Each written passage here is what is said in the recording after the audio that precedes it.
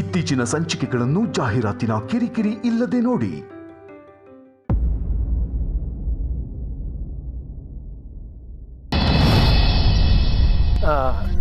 ಹಾಂ ಸರ್, ನಾಳೆ 10 cost submit ಮಾಡ್ತೀನಿ ನಾನು.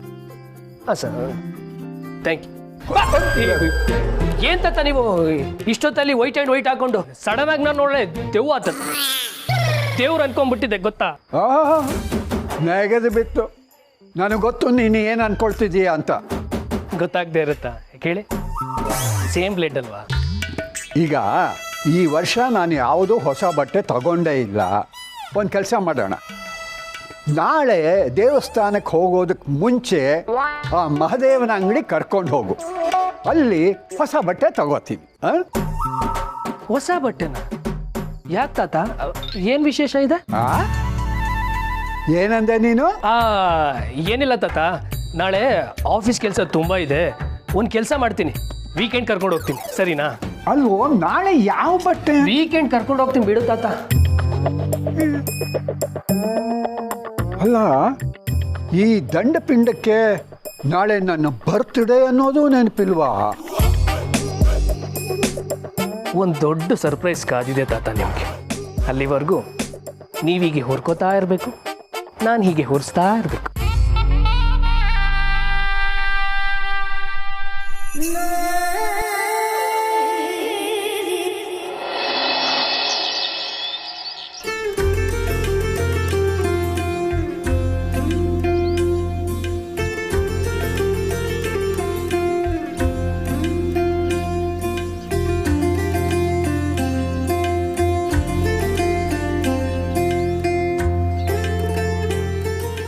ಪೂರ್ಣಿಗೋಸ್ಕರನೇ ಆಗಲಿ ನೀನು ನನ್ನ ಮನೆಯೊಳಗೆ ಸೇರಿಸ್ಕೊಂಡಿಯಲ್ಲ, ಆಗಲೇ ನಿನ್ನ ಮನಸ್ಸಲ್ಲೂ ನನ್ನ ಬಗ್ಗೆ ಎಲ್ಲೋ ಒಂದು ಕಡೆ ಪ್ರೀತಿ ಇದೆ ಅನ್ನೋದು ಅರ್ಥ ಆಯಿತು.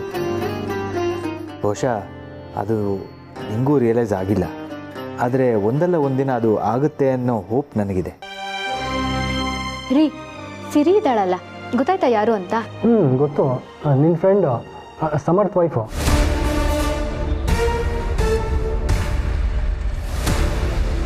ಇವತ್ತು ಅವ್ರ ತಾತನ ಹುಟ್ಟಿದಬ್ಬ ಅಂತೆ, ಇನ್ವೈಟ್ ಮಾಡಿದಾಳೆ. ನೀವು ಬಂದರೆ ಒಟ್ಟಿಗೆ ಹೋಗ್ಬೋದು. ಓಹ್ ಹೌದಾ?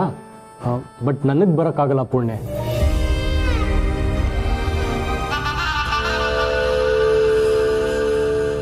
ತುಂಬ ದಿನದಿಂದ ಆಫೀಸ್ಗೆ ಇರ್ರೆಗ್ಯುಲರ್ ಆಗಿದ್ದೀನಿ, ಕೆಲಸನೂ ತುಂಬ ಪೆಂಡಿಂಗ್ ಇದೆ. ನೀನು ಡ್ರೈವರ್ನ ಕರ್ಕೊಂಡು ಹೋಗ್ಬಾ, ನೋ ಪ್ರಾಬ್ಲಮ್.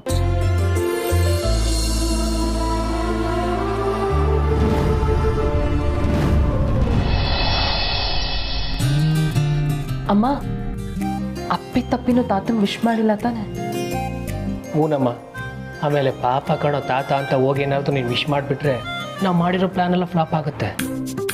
ಹೌದಮ್ಮ, ಅವ್ರ ಬರ್ಡೇ ಅನ್ನೋದು ನಮಗೆ ಗೊತ್ತಿದೆ ಅಂತ ಅವ್ರಿಗೆ ಗೊತ್ತಾಗೋದು ಬೇಡ. ಹೇಗಾದರೂ ಮಾಡಿ ಸಂಜೆವರೆಗೂ ಮ್ಯಾನೇಜ್ ಮಾಡೋಣ, ಆಮೇಲೆ ಸರ್ಪ್ರೈಸ್ ಕೊಡೋಣ. ಅಂದರೆ ಸಂಜೆವರೆಗೂ ಅವ್ರ ಮನ್ಸಿಗೆ ಬೇಜಾರು ಮಾಡ್ತಾ ಇರಬೇಕಾ? ಒಳ್ಳೆ ಅಮ್ಮ, ಅದ್ರಲ್ಲಿ ಬೇಜಾರೇನಿದೆ? ಅವರೇನು ನಮ್ಗೆ ಕಮ್ಮಿ ಉರಿಸ್ತಾರ? ಇವತ್ತೊಂದಿನ ನಾವು ತಮಾಷೆಗೆ ಅಂತ ಉರ್ಸೋಣ, ಸಂಜೆ ನಾವು ಕೂಡ ಸರ್ಪ್ರೈಸ್ ನೋಡಿ ಖುಷಿ ಆಗ್ತಾರೆ. ಹಾಂ, ಕರೆಕ್ಟಾಗಿ ಹೇಳ್ದೆ ಸಮರ್ಥ. ಅಮ್ಮ ಪ್ಲೀಸ್, ಇವತ್ತು ಒಂದಿನ ನಮಗೆ ಹೆಲ್ಪ್ ಮಾಡಿ.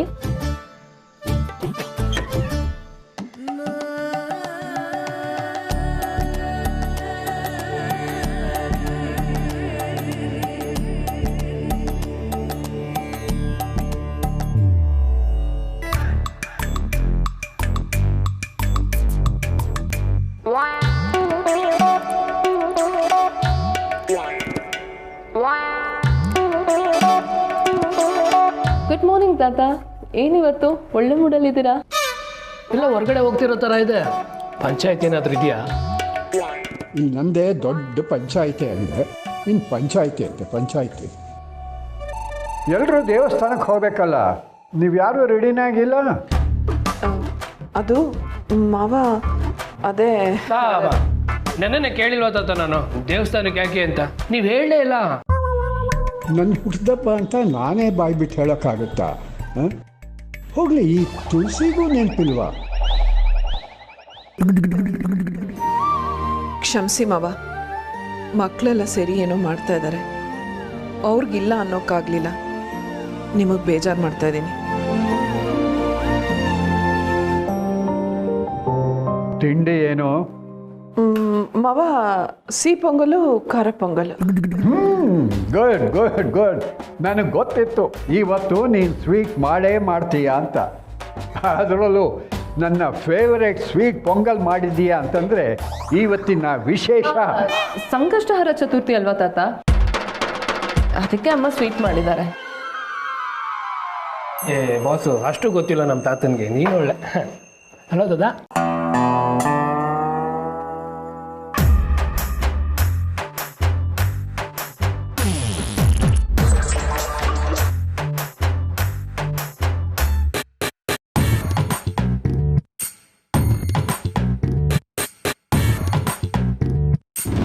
ಗಂಡ ಹೆಂಡತಿ ವಿಷಯಕ್ಕೆ ತಲೆ ಹಾಕ್ತಿದ್ದೀನಿ ಅಂತ ಅನ್ಕೋಬೇಡಿ. ಪೂರ್ಣಿ ಈಗಿರೋ ಸ್ಥಿತಿಯಲ್ಲಿ ಬೇರೆ ಯಾರ್ದೋ ಮನೆಗೆ ಹೋಗೋದು ನನಗೇನೋ ಸರಿ ಅನ್ನಿಸ್ತಿಲ್ಲ. ಈ ಓಡಾಟ, ಅಲ್ಲಿ ಏನೇನೋ ತಿನ್ನೋದು, ನಿನ್ನ ಹೆಲ್ತಿಗೆ ಏನಾದರೂ ಪ್ರಾಬ್ಲಮ್ ಆದರೆ ಅಂತ.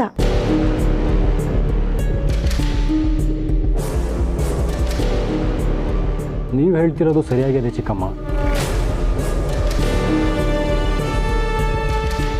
ಪೂರ್ಣಿ, ಈಗ ತಾನೇ ಹುಷಾರಾಗಿದೆಯಾ? ನೆಕ್ಸ್ಟ್ ಟೈಮ್ ನಾನು ಬರ್ತೀನಿ, ಜೊತೆಲೇ ಹೋಗೋಣ, ಓಕೆನಾ?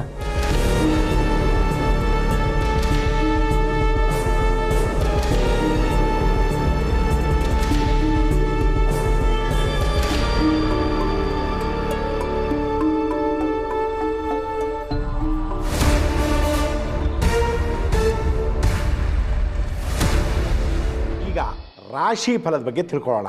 ನಿಮ್ಮ ಪಿಂಡ ನಾನೇನು ದೊಡ್ಡದಾಗಿ ತಿಳಿಸೋದು.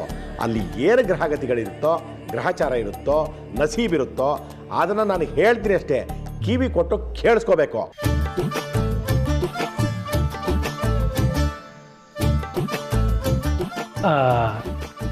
ತಾತ, ಆಫೀಸ್ಗೆ ಹೋಗ್ತಾ ಇದ್ದೀವಿ, ಮನೆ ಕಡೆ ಹುಷಾರು.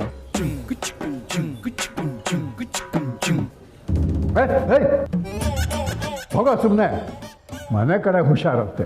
ಏನು ನಾನೇನು ವಾಚ್ಮ್ಯಾನ್ ಅನ್ಕೊಂಡ್ಯಾ? ದಾ ದಾ ದಾ ದಾ ದಾ ಹೋಗು.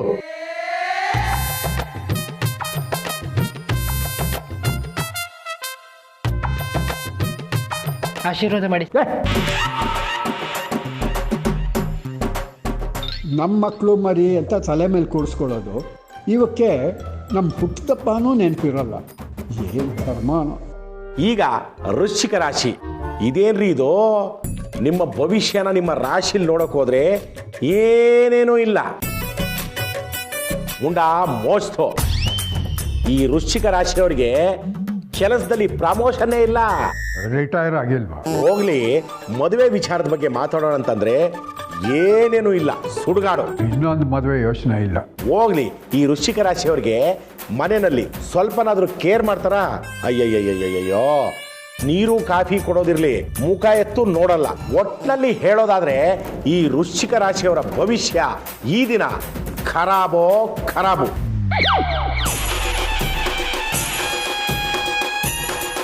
ತುಳಸಿ,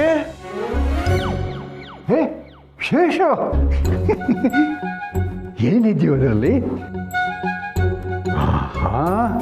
ಬೂಂದಿ ಲಾಡು. Thank you.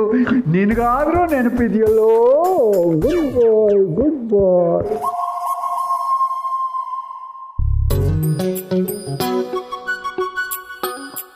ಅದೇನೋ ನೆನಪಿದೆಯಲ್ಲ ಅಂತ ಕೇಳ್ತಿದ್ಯಲ್ಲ ದತ್ತಣ್ಣ. ಗೋದಾವರಿ ಬೂಂದಿ ಲಾಡು ಮಾಡಿದ್ಲು, ಕೊಟ್ಟು ಬಂದು ತಗೊಂಡು ಬಂದೆ.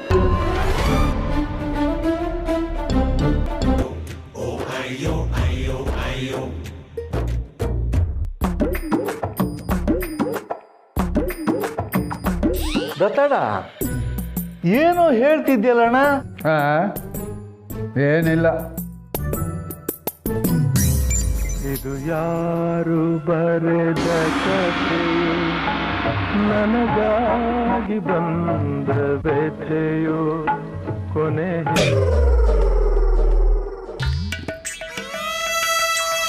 ಒಂದು ಫೋನ್ ಇಲ್ಲ, ಮೆಸೇಜ್ ಇಲ್ಲ. ಈ ದತ್ತ ಅಂದರೆ ಏನೋ ಅಂದ್ಕೊಂಡ್ಬಿಟ್ಟಿದ್ದೆ. ಆದರೆ ನನ್ನ ಬರ್ಡೇನ ಯಾರಿಗೂ ನೆನಪಿಲ್ವಲ್ಲ. ದಿನ ಬೆಳಗಾದರೆ ಗುಡ್ ಮಾರ್ನಿಂಗ್ ಅಂತ ಮೆಸೇಜ್ ಮಾಡೋರು ಇವತ್ತು ಮೆಸೇಜೇ ಮಾಡಿಲ್ವಲ್ಲ. ದತ್ತಣ್ಣ, ಏನಾದರೂ ಯೋಚಿಸ್ತಿದೀಯಾ? ಇವನು ಬೇರೆ ಎಲ್ರೊಬ್ಬ ಹೊಡೆದಬ್ಬದ ಕೇಕು ಕಟ್ ಮಾಡಿಸ್ದಿದ್ದೆ ನಾನು, ಆದರೆ ನನ್ನ ಕೇಳೋರೇ ಇಲ್ಲ. ಅಮ್ಮ ತುಳಸಿ, ದತ್ತಣ್ಣಂಗೆ ಯಾಕೋ ಮಾತಾಡೋಕೆ ಮನಸ್ಸಿಲ್ಲ ಅನಿಸುತ್ತೆ. ನಾನು ಹೊರಡ್ತೀನಮ್ಮ, ಈ ಡಬ್ಬಿ ಒಳಗಿಟ್ಕೋ. ಶೇಷು ಅಣ್ಣ, ಸೀನಿಯರ್ ಸಿಟಿಸನ್ ಕ್ಲಬ್ದು ಎಮರ್ಜೆನ್ಸಿ ಮೀಟಿಂಗ್ ಕರಿ, ನಾವು ಸ್ವಲ್ಪ ಮಾತಾಡಬೇಕು. ಏನು ಎಮರ್ಜೆನ್ಸಿ ದತ್ತಣ್ಣ? ಹೇಳ್ದಷ್ಟು ಮಾಡು ನೀನು ಅಂದೆ. ಆಯಿತು ದತ್ತಣ್ಣ.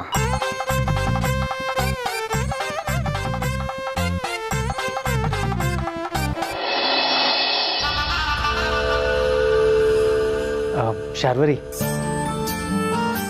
ಪೂರ್ಣಿ ಸಿರಿ ಮನೆಗೆ ಹೋಗೋದ್ರ ಬಗ್ಗೆ ಅವಳಿಗೆ ಬದಲಾವಣೆ ಸಿಗುತ್ತೆ ಅನ್ನೋದು ನನಗೆ ಗೊತ್ತು ಬಾವ. ಆದರೆ ಅವಳು ಈ ಸ್ಥಿತಿಯಲ್ಲಿ ಹೋಗೋದು ಗೊತ್ತು ಶಾರ್ವರಿ.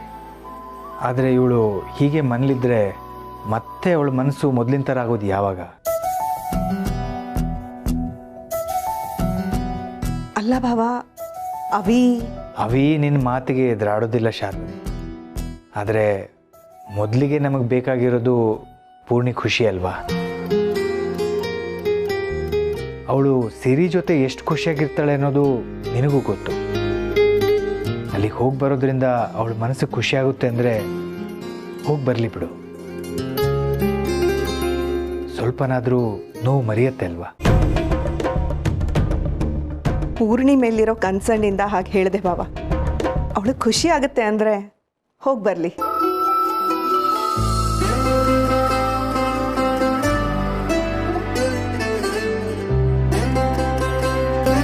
ಥ್ಯಾಂಕ್ಸ್ ಮಾವ.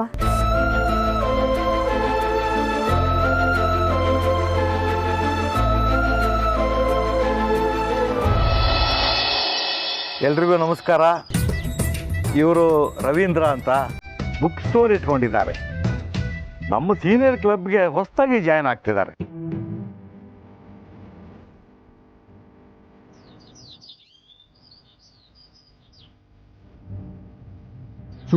ಮನೆಯವ್ರು ಮರೆತರೇನು, ನನ್ನ ಗೆಳೆಯರು ಯಾವತ್ತೂ ಮರೆಯಲ್ಲ ಅಂತ ನನಗೆ ಗೊತ್ತಿತ್ತು.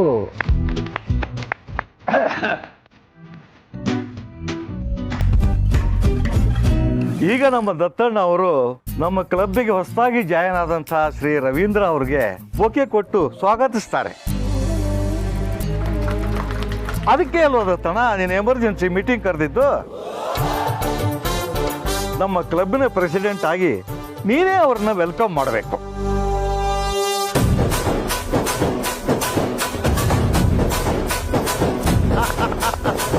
ಹಾರ ಕೊಡ್ರು.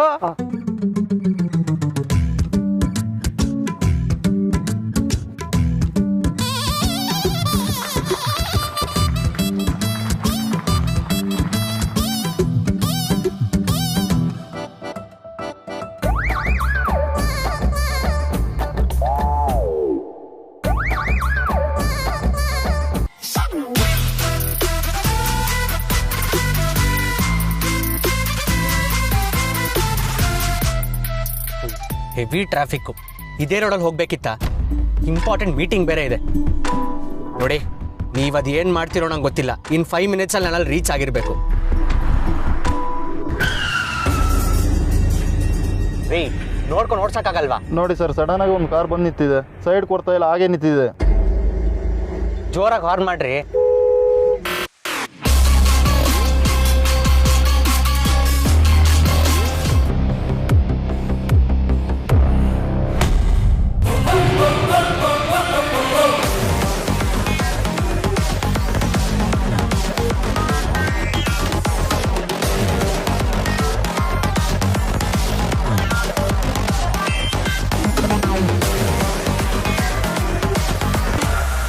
ದೀಪ್ಸ್, ಏನು ನನ್ನೇ ಅವಾಯ್ಡ್ ಮಾಡ್ತೀಯ ನೀನು?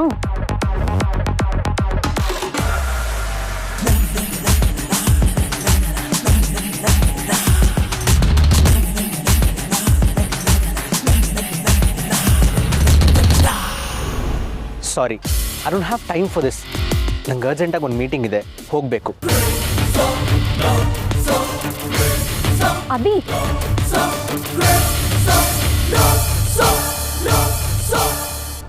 ಹೊರಡಿ.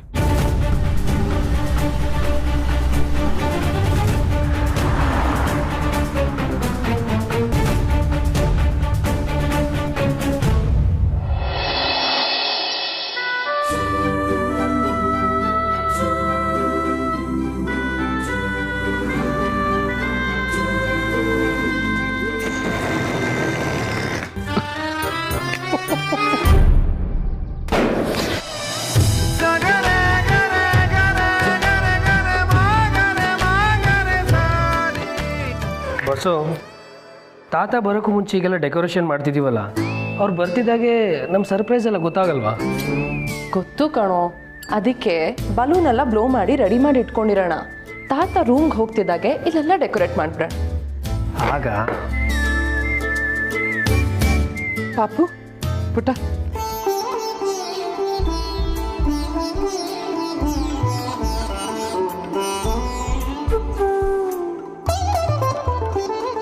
ತಾತನ ಭಾಷೆ ಹೇಳಬೇಕು ಅಂತಂದರೆ ಒಂದು ರೇಂಜಿಗೆ ಇದೆ.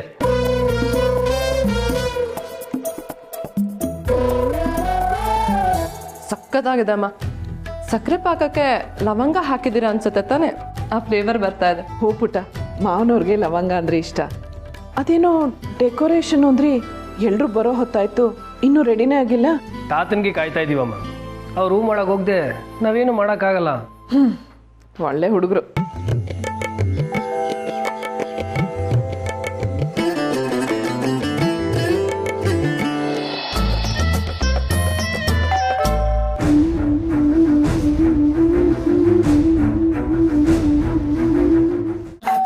ಅಮ್ಮ, ತಾತ ಬಂದ್ರನ್ಸುತ್ತೆ. ನಾವು ಇದನ್ನೆಲ್ಲ ರೂಮಲ್ಲಿ ಬಚ್ಚಿಡ್ತೀವಿ, ನೀವು ಆಮೇಲೆ ಡೋರ್ ಓಪನ್ ಮಾಡಿ.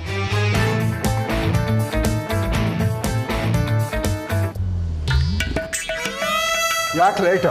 ಏನು ಮಾಡ್ತಾ ಇದ್ದೆ? ಮಾವ ಅದು ಏನು ಜನಗಳೋ ಏನೋ, ಎಲ್ಲ ನಾಲಾಯಕು. ಏನಾಯ್ತು ಮಾವ? ಏನಾಗಬೇಕು, ಏನೇನೋ ಆಗುತ್ತೆ ಅಂತ ನಾನು ಅನ್ಕೊಂಡಿದ್ನಲ್ಲ, ಅದು ನನ್ನ ತಪ್ಪು.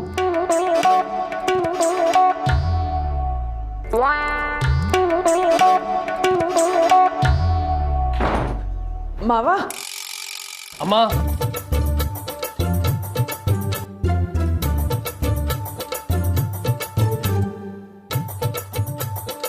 ಕಳೆದ 75 ವರ್ಷಗಳಲ್ಲಿ ಯಾವತ್ತೂ ಈ ಥರ ಅವಮಾನ ಆಗಿರಲಿಲ್ಲ.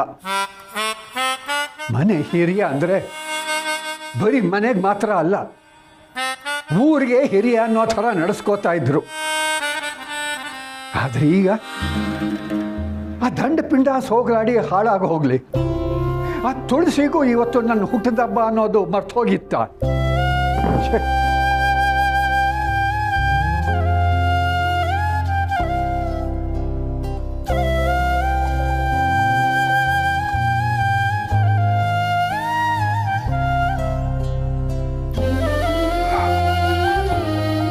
ಆ ಸೀನಿಯರ್ ಕ್ಲಬ್ಬಲ್ಲೂ ಎಂಥ ಭ್ರಮ ನಿರಸನ ಆಗೋಯ್ತು. ನನ್ನ ಅಪ್ಪಣೆ ಇಲ್ಲದೆ ಒಂದು ಹುಲ್ ಕಡ್ಡಿ ಕೂಡ ಅಲ್ಲಾಡೋದಿಲ್ಲ ಅಂತ ನಾನು ಅಂದ್ಕೊಂಡಿದ್ದೆ. ಆದರೆ ಅದು ಸುಳ್ಳು ಅಂತ ಗೊತ್ತಾಗೋಯ್ತು. ಮೆಸೇಜ್ ಏನಾದರೂ ಇದೆಯಾ? ಒಂದು ಮೆಸೇಜು ಇಲ್ಲ. ದತ್ತ ದತ್ತ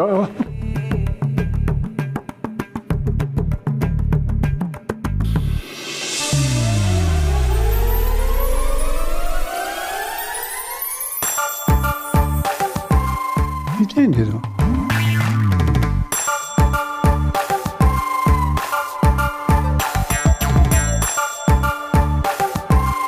ಇದನ್ನು ಹಾಕಿಕೊಂಡು ಹೊರಗೆ ಬನ್ನಿ.